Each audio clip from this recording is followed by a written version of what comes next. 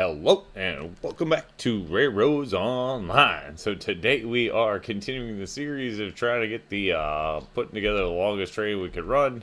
Full disclosure, the game has been acting a little silly with it all connected. So if it's not the, if there is a little bit of jitter in there, but not much can do about that one.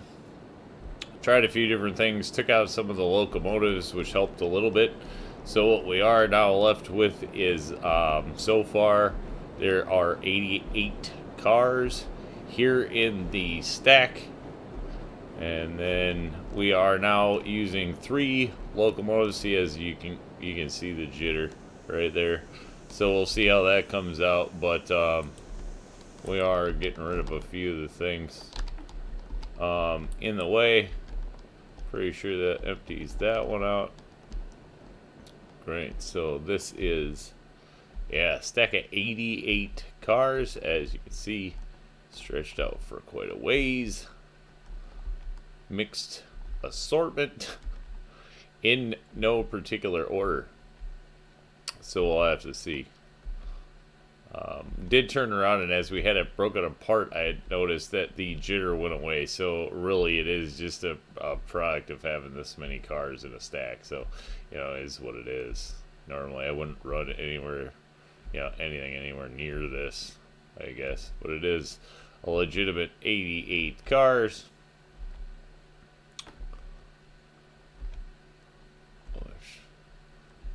This is going to be a long time just getting out. Apparently, I should have started at the front of the train. Sorry, guess I really didn't think it was going to take this long to get up here.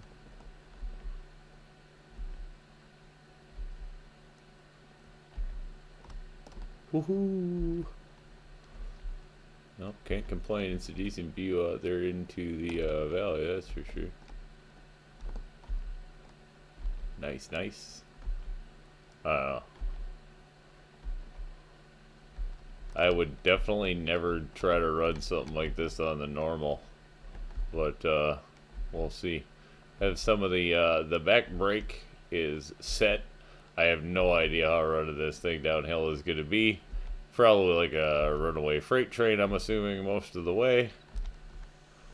Probably just going to be about releasing brakes, even more so than trying to run too much, I guess.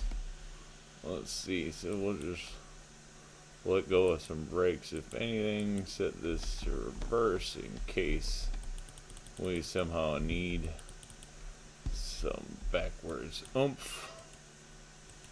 We have a loco that's ready.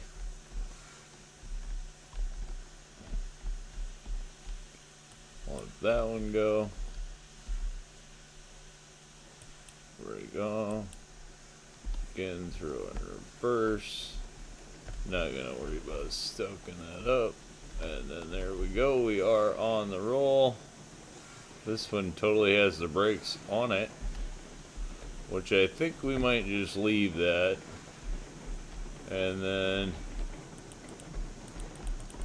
we might just fire up this loco here.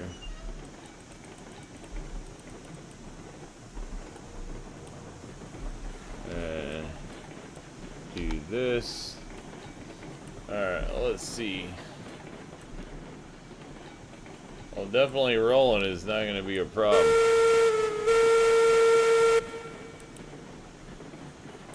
Getting it to stop, if we ever want it to stop, that's going to be a whole different animal. The game is going to not like us at all for moving this much at one time.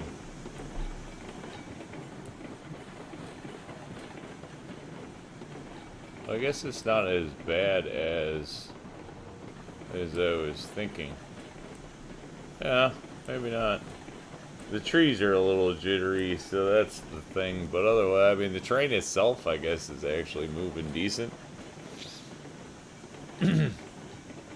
Definitely not going to turn around and try to pick up a heck of a lot of speed with this thing.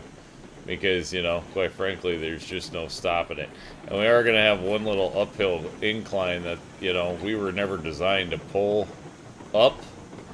with this track design, but I got a feeling there'll be enough weight behind it to push the front end right up over it, and hopefully it'll go.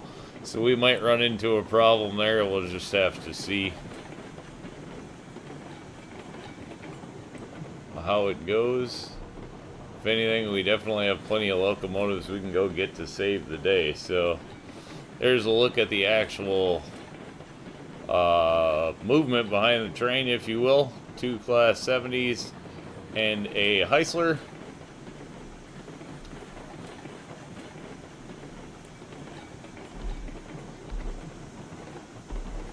That's actually just kind of crazy.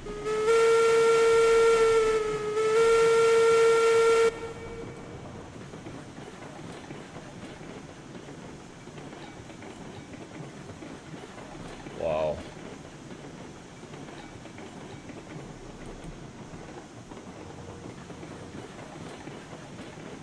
Yeah, this is just going to be all brake management, more so than... I think we might get a little pull as we get up the hill after we come around this corner up there. But as you can see, there's still so much of this train coming downhill that I can't imagine that that's not going to push it. I don't know. We'll have to see.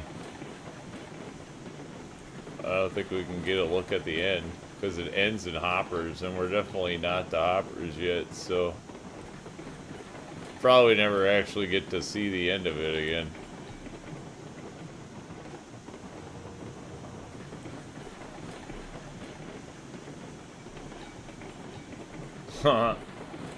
That's just crazy.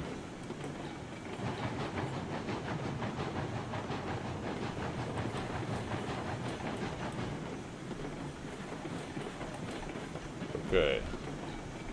Break off. Because we're actually going to need a little bit of momentum.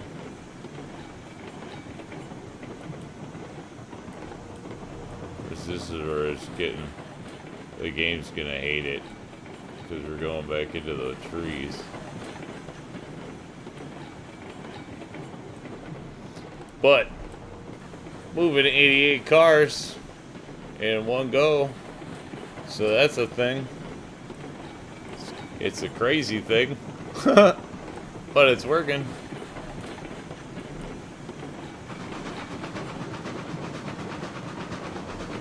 Hopefully that's set in the right direction. It's the only switch we gotta worry about. And this is the only part we gotta push up. So hopefully we make it.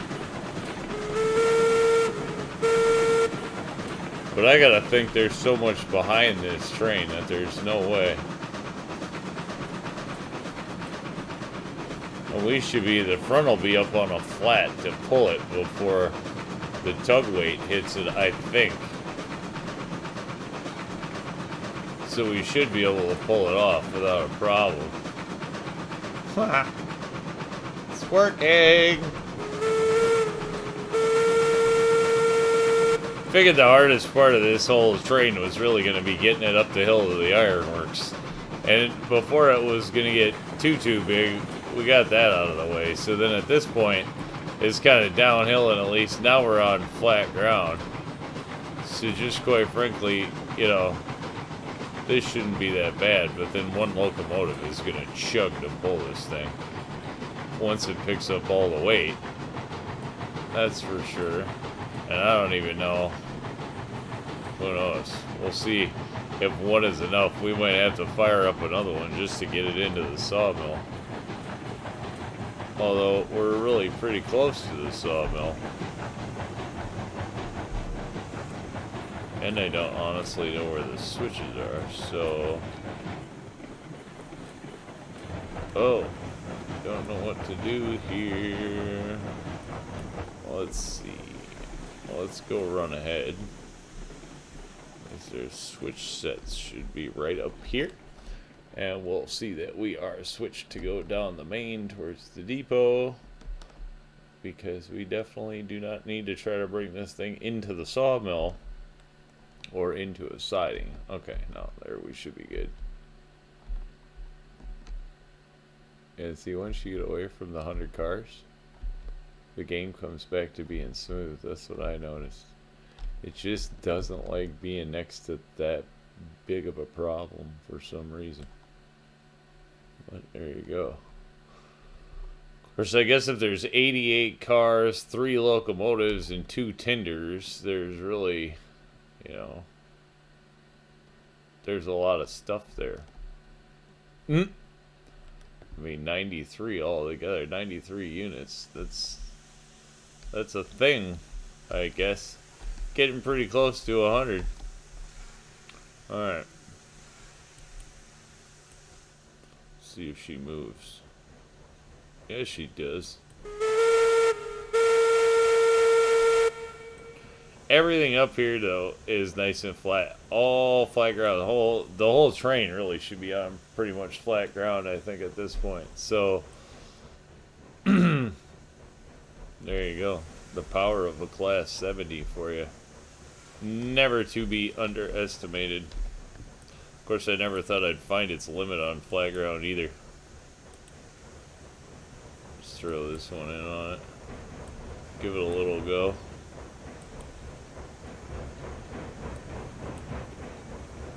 I like how you can see the whole thing wiggle when you kick it in. That's pretty funny. Alright. Jump back up here. Easy peasy.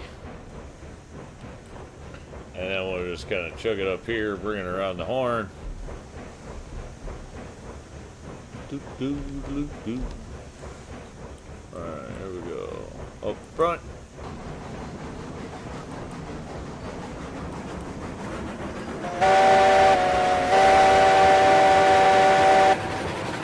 Give it a proper freight train whistle. There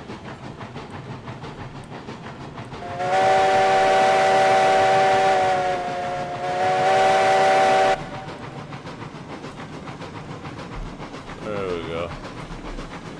Now we're cooking with fire. In fact, now we gotta get off it.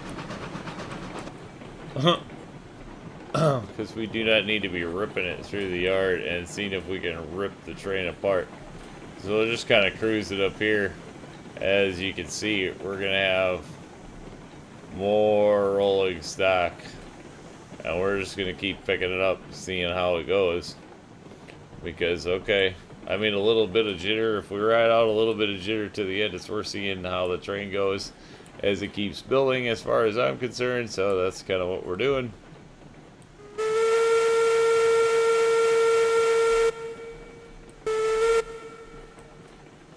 Definitely not stopping here. Keep going.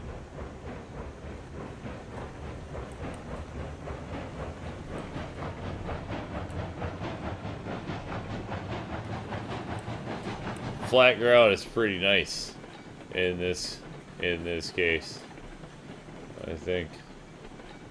Of course, having any idea when the back of the train actually gets down to the mill, whole different animal, and I'm sure it's probably going to be halfway to the depot by the time we get there. Their things are actually running fairly decent. I suppose it might get easier to run this thing as we get off of the mountain and stuff, so there we go. I think with that, we'll bring it to a rest probably somewhere in here. And we definitely got it down the hill. So with that one, I think we'll call that a win. Say thanks for tuning in. Remember, if you get a chance, like, share, subscribe. Subscriptions are free, but they sure do help the channel. Y'all have a great day.